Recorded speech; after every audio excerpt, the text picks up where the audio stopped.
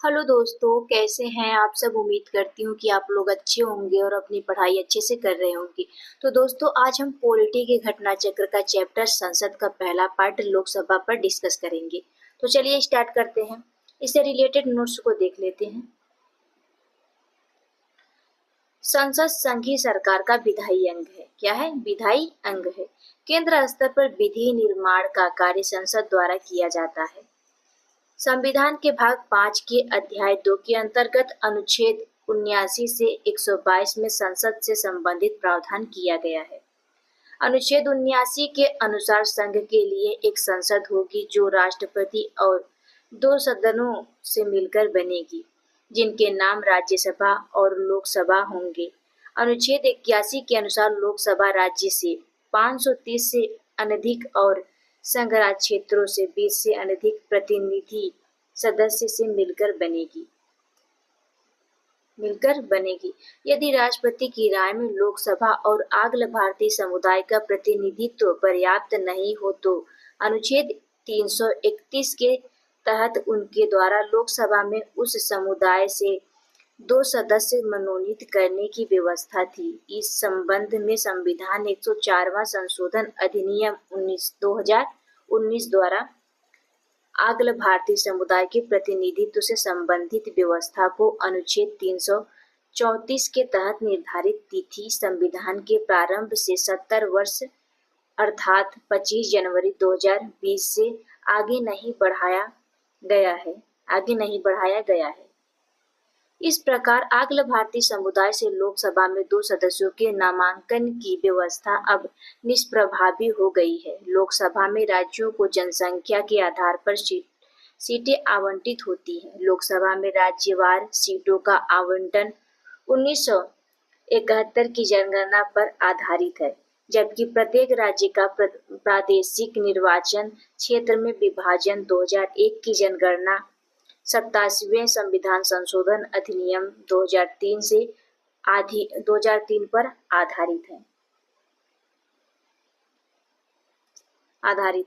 84वें संविधान संशोधन अधिनियम 2001 के अनुसार यदि निर्धारण वर्ष 2026 के पश्चात की पहली जनगणना के सुसंगत आंकड़े प्रकाशित होने तक यथावत रहेगा। अनुच्छेद 83(2) के अनुसार लोकसभा की अवधि प्रथम अधिवेशन के लिए नियत तारीख के 5 वर्ष तक की होगी। हालांकि राष्ट्रपति को 5 वर्ष से पूर्व किसी भी समय लोकसभा को विघटित करने का अधिकार है। आगे देख लेते हैं। आपात की उद्घोषणा पर प्रवर्तन में होने पर संसदीय विधि द्वारा संसद की अवधि एक बार में 1 वर्ष तक बढ़ाई जा सकती है। आपात की उद्घोषणा के प्रवर्तन में न रह जाने के पश्चात उनका विस्तार किसी भी दशा में 6 माह की अवधि से अधिक नहीं होगा। लोकसभा सदस्य बनने के लिए व्यक्ति की आयु कम से कम 25 वर्ष होनी चाहिए। लोकसभा का स्थगन अध्यक्ष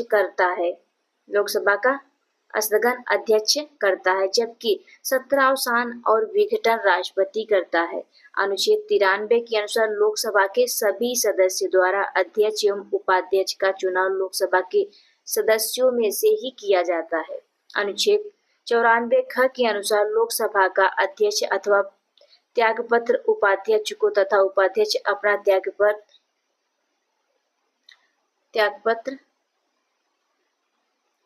अध्यक्ष को सौंपता है। लोकसभा के अध्यक्ष को लोकसभा के सभी सदस्यों के बहुमत से पारित संकल्प द्वारा हटाया जा सकता है। अनुच्छेद 94 ग अनुच्छेद 96 तहत जब अध्यक्ष या उपाध्यक्ष को पद से हटाने का कोई संकल्प विचाराधीन हो तब वे सदन में उपस्थित रहते हुए भी पीठासीन नहीं होंगे तथा अध्यक्ष अपने पद से हटाए जाने के संकल्प पर प्रथमतः मत देने का तो हकदार होगा, किंतु मत बराबर होने की स्थिति में निर्णायक मत नहीं दे सकेगा। लोकसभा का अध्यक्ष अन्य विषयों पर प्रथमतः मत नहीं देते तथा वे अपने निर्णायक मत का प्रयोग केवल तब करते हैं जब किसी विषय के संदर्भ में हुए मतदान में सत्ता पक्ष एवं विपक्ष दोनों के वोट बराबर अर्थात टाई हो जाते हैं। अनुच्छेद 101 अनुच्छेद 100 के 1 लोकसभा सचिवालय प्रत्यक्ष रूप से लोकसभा अध्यक्ष के अंतर्गत कार्य करता है। प्रोटेम स्पीकर आम चुनाव के बाद नवनिर्वाचित लोकसभा सदस्यों का शपथ दिलाता है।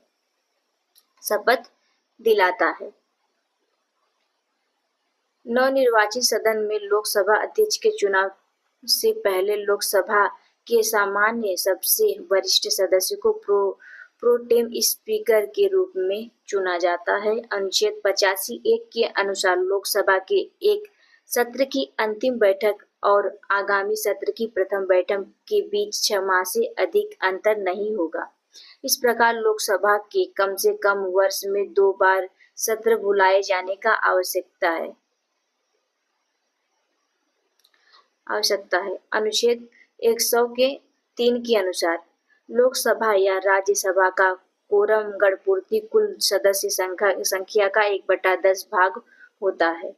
मुख्य विपक्षी दल की सामान्य हेतु भी यही सदस्य संख्या आवश्यक है। उत्तर प्रदेश राज्य लोकसभा में सर्वाधिक प्रतिनिधि 80 भेजता है।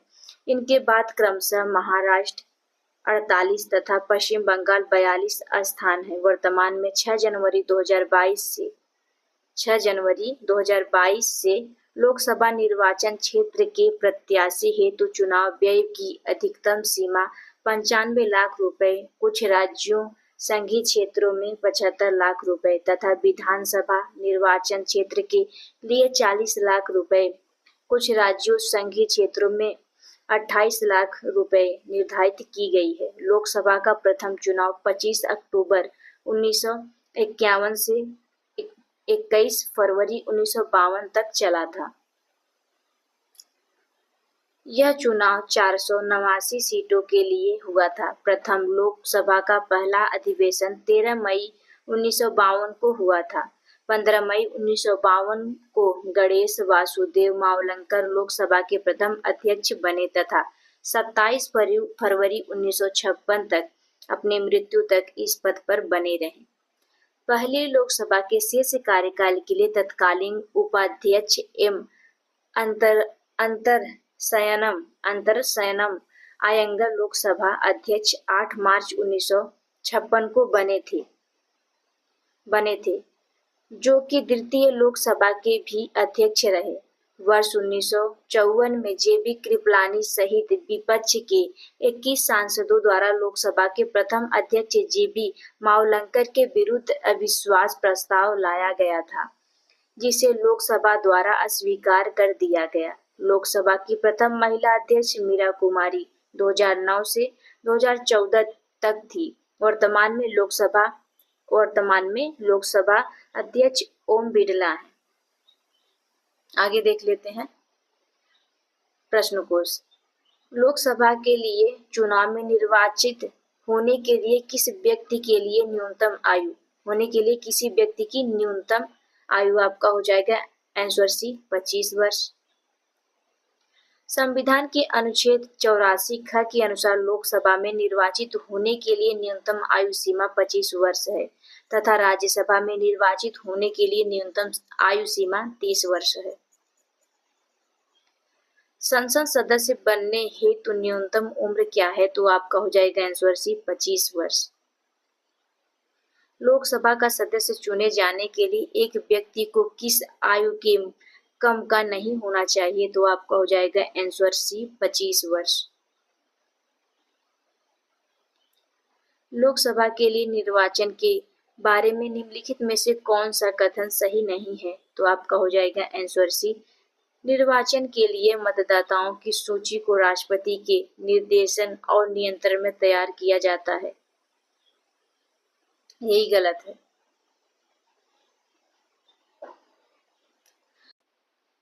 भारत में संसद तो प्रत्येक राज्य के विधानमंडल के लिए कराए जाने वाले सभी निर्वाचनों तथा राष्ट्रपति और उपराष्ट्रपति के पदों के लिए मतदाता सूची निर्वाचक नामावली को तैयार कराने का कार्य केंद्रीय निर्वाचन आयोग के निर्देशन और नियंत्रण में किया जाता है। अनुच्छेद 324 एक अन्य प्रश्नगत कथन सही है।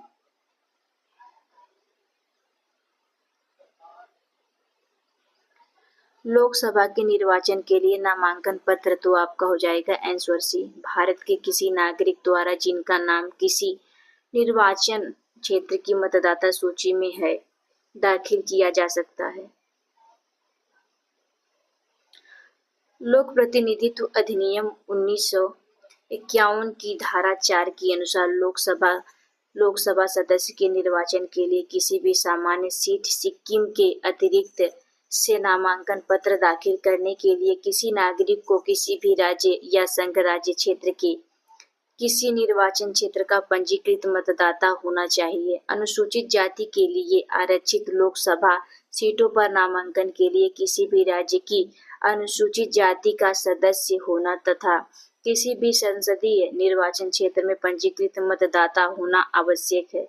असम के स्वायत्त शासी जिलों और लक्षद्वीप की अनुसूचित जनजाति के लिए आरक्षित लोकसभा सीट पर नामांकन हेतु उसी क्षेत्र की अनुसूचित जनजाति का होना तथा उसी स्वायत्त शासी जिले असम संसदीय क्षेत्र लक्षद्वीप का पंजीकृत मतदाता होना आवश्यक है, जबकि देश की अन्य अनुसूचित जनजाति के लिए आरक्षण सीट पर नामांकन हेतु किसी भी राज्य की असम के जनजाति क्षेत्र के अतिरिक्त अनुसूचित जनजाति का सदस्य होना और किसी भी संसदीय निर्वाचन क्षेत्र में पंजीकृत मतदाता होना आवश्यक है। सिक्किम की लोकसभा सीट पर नामांकन हेतु उसी संसदीय क्षेत्र का पंजीकृत मतदाता होना आवश्यक है। वर्ष 2003 में सरकार द्वारा राज्यसभा के निर्वाचन के लिए उसी राज्य में पंजीकृत मतदाता होने की बाध्यता को समाप्त कर दिया गया। लोकसभा में राज्यों को किस आधार पर सीटें आवंटित होती हैं तो आपका हो जाएगा आंसर ए जनसंख्या।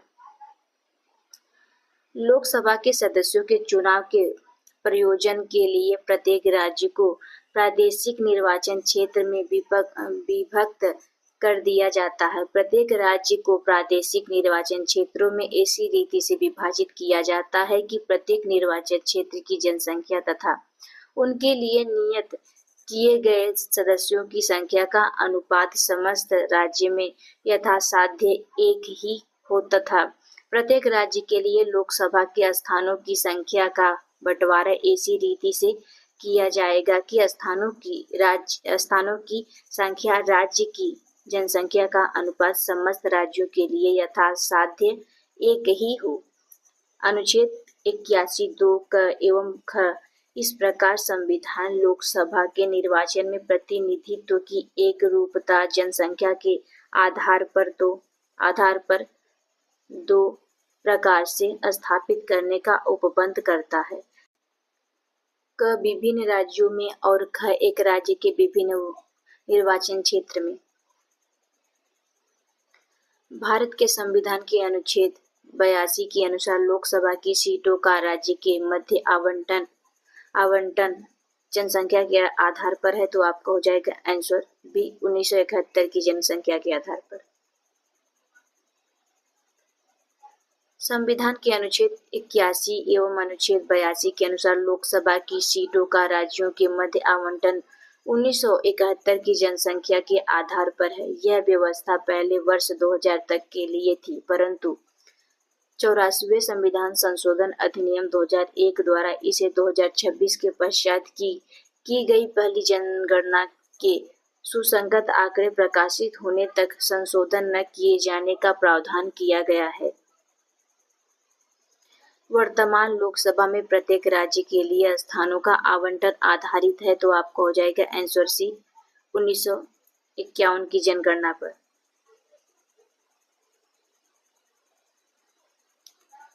लोकसभा में राज्यवार सीटों का आवंटन वर्ष 1971 जनगणना पर आधारित है। यह निर्धारण किस वर्ष तक यथावत रहेगा तो आपका हो जाएगा आंसर ए 2031। संविधान के 84वें संशोधन अधिनियम 2001 द्वारा अनुच्छेद 81(3) एवं अनुच्छेद 82(3) के परंतुक में संशोधन करके वर्ष 2000 के स्थान पर लोकसभा में राज्यवार सीटों के आवंटन का निर्धारण वर्ष 2026 के पश्चात की गई पहली जनगणना अर्थात वर्ष 2031 जबकि 17वीं जनगणना होगी के सुसंगत आंकड़े प्रकाशित होने तक संशोधित न किए जाने का प्रावधान किया गया है तथा इनके निर्धारण के लिए तब तक वर्ष 2071 की जनगणना ही आधार होगी। 84वें संविधान संशोधन द्वारा लोकसभा की कुल सदस्य सीटों की संख्या निर्धारण 1971 की जनगणना के आधार पर कर दिया गया है। ये तब तक बदली नहीं जाएगी जब तक एक वर्ष विशेष के बाद पहली जनगणना नहीं होगी। यह वर्ष विशेष है तो आपका हो जाएगा आंसर डी 2026।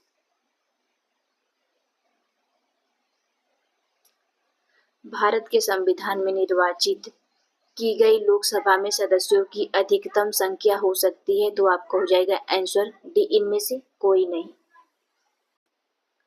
लोकसभा के सदस्य जनता द्वारा प्रत्यक्ष निर्वाचन से चुने जाते हैं। इनके सदस्यों की अधिकतम संख्या 552 जिसमें से 530 राज्यों प्लस 20 संघ राज्यों प्लस आपका 2 एंग्लो इंडियन समुदाय से हो सकती थी। अनुच्छेद 81 एवं 331 104वें संविधान संशोधन अधिनियम 2019 द्वारा लोकसभा एवं राज्य विधानसभाओं में आंग्ल भारतीय समुदाय के प्रतिनिधित्व के लिए सदस्यों को नामित करने की व्यवस्था को आगे न बढ़ाते हुए निष्प्रभावित कर दिया गया है और तदनुसार अब लोकसभा के सदस्यों की अधिकतम संख्या 550 ही हो सकती है। निम्नलिखित सांविधानिक संशोधन में से कौन से राज्यों से निर्वाचित होने वाली लोकसभा के सदस्यों की संख्या में वृद्धि करने से संबंधित है तो आपको हो जाएगा आंसर सी 7वां तथा 31वां। 7वें संविधान संशोधन अधिनियम 1956 द्वारा राज्यों का पुनर्गठन किया गया और अनुच्छेद 81 के तहत राज्यों से निर्वाचित होने वाले लोकसभा सदस्यों की संख्या अधिकतम 500 और संघ राज्य क्षेत्रों से चुने जाने वाले लोकसभा सदस्यों की संख्या अधिकतम 20 कुल 520 निर्धारित की गई। 31वें संविधान संशोधन अधिनियम 1973 द्वारा राज्यों और संघ राज्य क्षेत्रों से चुने जाने वाले लोकसभा सदस्यों की अधिकतम संख्या क्रमशः 525 और 20 कुल 545 निर्धारित की गई। 14वें संविधान संशोधन अधिनियम 1962 द्वारा संघ राज्य क्षेत्रों से चुने जाने वाले लोकसभा सदस्यों की अधिकतम संख्या को बढ़ाकर 25 किया गया था जिसे 31वें संशोधन से पूर्व 20 कर दिया गया। तत्पश्चात गोवा दमन और दीव पुनर्गठन अधिनियम 1987 के द्वारा निर्वाचित लोकसभा सदस्यों की कुल अधिकतम संख्या बढ़ाकर 550 जिसमें से 530 से अनधिक राज्यों से तथा 20 से अनधिक संघ राज्य क्षेत्र से निर्वाचित की गई है। संविधान के किस संशोधन ने लोकसभा के सदस्यों की संख्या 525 से बढ़ाकर 545 कर दी? आपका हो जाएगा आंसर ले 31वें संशोधन ने। 31वें संविधान संशोधन अधिनियम 1973 द्वारा लोकसभा में राज्यों के प्रतिनिधित्व की अधिकतम संख्या 500 से बढ़ाकर 525 तथा केंद्र शासित प्रदेश के सदस्यों की अधिकतम संख्या 25 से घटाकर 20 की गई। अनुच्छेद 81(1) में संशोधन द्वारा इस प्रकार लोकसभा में कुल निर्वाचित सदस्यों की अधिकतम संख्या 525 से बढ़ाकर 545 की गई। ज्ञातव्य है कि वर्तमान में लोकसभा की अधिकतम निर्वाचित सदस्य संख्या 550 हो सकती है जिसमें 530 से अनधिक सदस्य राज्यों से तथा 20 से अनधिक सदस्य केंद्र शासित प्रदेशों से निर्वाचित हो सकते हैं। गोवा दमन एवं दीव पुनर्गठन अधिनियम 1987 से 104वें संविधान संशोधन अधिनियम 2019 द्वारा लोकसभा में 2 आकल भारतीय सदस्यों के मनोनयन के प्रावधान को आगे न बढ़ाते हुए निष्प्रभावी कर दिया गया है। वर्तमान में 543 लोकसभा निर्वाचित क्षेत्र में 524 निर्वाचित क्षेत्र राज्य के हैं, जबकि शेष 19 निर्वाचन क्षेत्र केंद्र शासित प्रदेश के दिल्ली 7, अंडमान एवं निकोबार 1, दादर और नगर हवेली तथा दमन एवं दीव 2, लक्षद्वीप 1, पुदुचेरी 1, चंडीगढ़ 1, जम्मू एवं कश्मीर 5, लद्दाख 1 है। लोकसभा में सदस्यों की जो अधिकतम संख्या निर्धारित की गई है वह है, तो आपका हो जाएगा आंसर सी 550। लोकसभा की वर्तमान सदस्य संख्या क्या है, तो आपका हो जाएगा आंसर बी 543। लोकसभा में केंद्र शासित क्षेत्रों का सर्वाधिक प्रतिनिधित्व कितना हो सकता है, तो आपका हो जाएगा आंसर बी 20। आम चुनाव 2009 में 543 लोकसभा निर्वाचन क्षेत्र के लिए चुनाव हुआ। इनमें से कितने लोकसभा निर्वाचन क्षेत्र राज्य के थे, तो आपका हो जाएगा आंसर सी 530।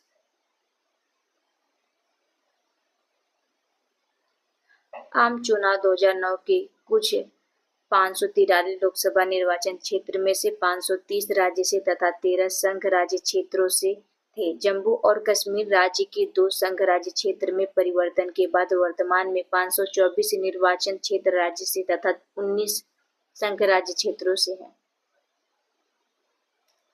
लोकसभा में केंद्र शासित प्रदेशों के लिए कितनी सीटें स्थान आवंटित हैं, तो आपका हो जाएगा आंसर ए 20।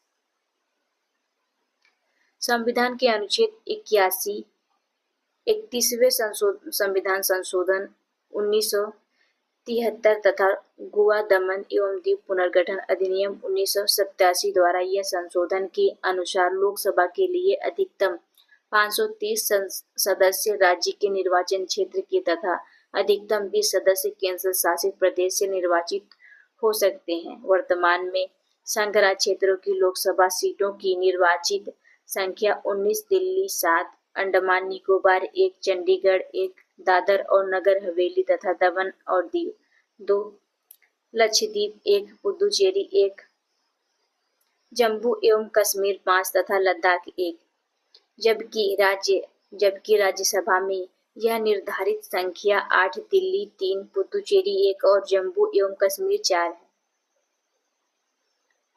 भारतीय संविधान के किस अनुच्छेद के अंतर्गत लोकसभा में अनुसूचित जातियों के आरक्षण का प्रावधान किया गया है, तो आपका हो जाएगा आंसर ए 330, अनुच्छेद 330। भारतीय संविधान के अनुच्छेद 330(1) के उपखंड क के तहत लोकसभा में अनुसूचित जातियों के लिए आरक्षण का प्रावधान किया गया है। वहीं अनुच्छेद 330 के 1 के उपखंड ख में असम के स्वशासित जिलों की अनुसूचित जनजाति को छोड़कर अन्य अनुसूचित जनजाति के लिए तथा उपखंड ग में असम के स्वशासित जिलों की अनुसूचित जनजातियों के लिए लोकसभा में आरक्षण की व्यवस्था की गई है। निम्नलिखित राज्यों में अनुसूचित जनजाति के लिए लोकसभा में स्थान आरक्षित नहीं है, तो आपका हो जाएगा आंसर ए केरल तथा तमिलनाडु। प्रश्नावली में अग्रामीक राज्य संघ राज्य क्षेत्रों में अनुसूचित जातियों के लिए लोकसभा में स्थान आरक्षित नहीं थे। अरुणाचल प्रदेश, बिहार, गोवा, हरियाणा, हिमाचल प्रदेश, जम्मू एवं कश्मीर, कर्नाटक, केरल, मेघालय, नागालैंड, पंजाब, सिक्किम, तमिलनाडु, उत्तराखंड एवं उत्तर प्रदेश राज्य में तथा दादर और नगर हवेली एवं लक्षद्वीप के अतिरिक्त अन्य संघ राज्य क्षेत्रों में वर्ष 2008 के परिसीमन के बाद कर्नाटक और मेघालय में अनुसूचित जनजाति के लिए लोकसभा के स्थान आरक्षित 2 में 2 सीटें दिए गए हैं, जबकि शेष उपर्युक्त राज्यों संघ राज्य क्षेत्रों में पुनर्स्थित पूर्व स्थित है। इस प्रकार वर्तमान में विकल्प ए सही उत्तर है। वर्तमान में अनुसूचित जातियों के लिए लोकसभा में अरुणाचल प्रदेश, गोवा, मणिपुर, मेघालय, मिजोरम, नागालैंड, सिक्किम और त्रिपुरा राज्य में तथा दिल्ली को छोड़कर अन्य सभी संघ राज्य क्षेत्रों जम्मू और कश्मीर एवं लद्दाख सहित में स्थान आरक्षित नहीं है। किस राज्य की लोकसभा में अनुसूचित जाति तथा अनुसूचित जनजाति के लिए आरक्षण नहीं है? तो आपका हो जाएगा अरुणाचल प्रदेश और जम्मू तथा कश्मीर, ए और बी दोनों।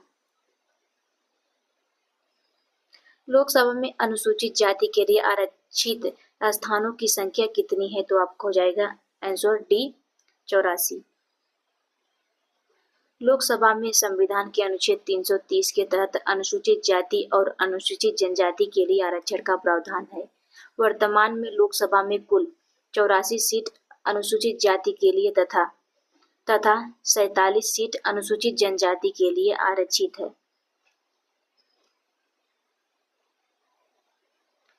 यदि किसी राज्य के लिए लोकसभा के स्थानों की आवंटन संख्या 42 हो तो उस राज्य के लिए अनुसूचित जाति हेतु आरक्षित स्थानों की संख्या होगी। तो आपका हो जाएगा, चलिए आगे इस थ्योरी के माध्यम से देखते हैं।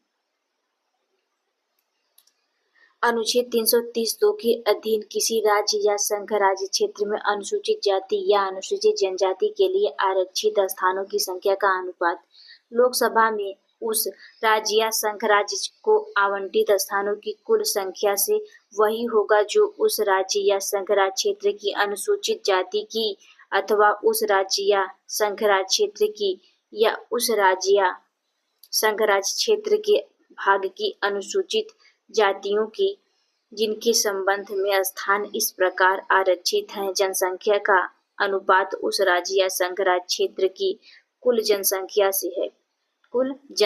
से है।